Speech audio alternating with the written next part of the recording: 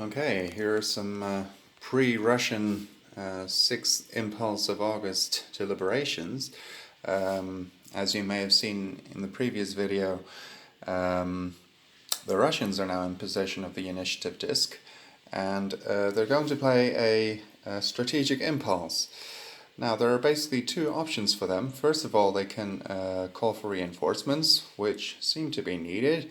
And that will give them the opportunity to at least defend Moscow. Hopefully they'll be able to hold on to Leningrad, and Kiev is going to be more difficult.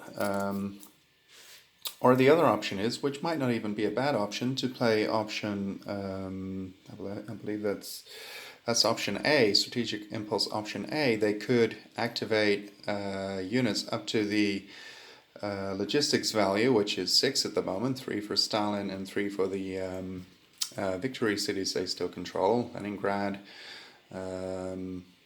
Moscow, Kursk, and Kiev. That's 4, obviously, so their logistics value is actually 7. And what they can do is try and attack this German unit here again, and thereby re-establish supply with the encircled Russian units, and at the same time cutting the German units all off again. Now, the Russians could theoretically afford losing their units, their Germans cannot. And I do happen to remember that the Germans have very little left as far as troops are concerned, so they might not be able to retake this area and lose all these units, and then essentially it will be game over.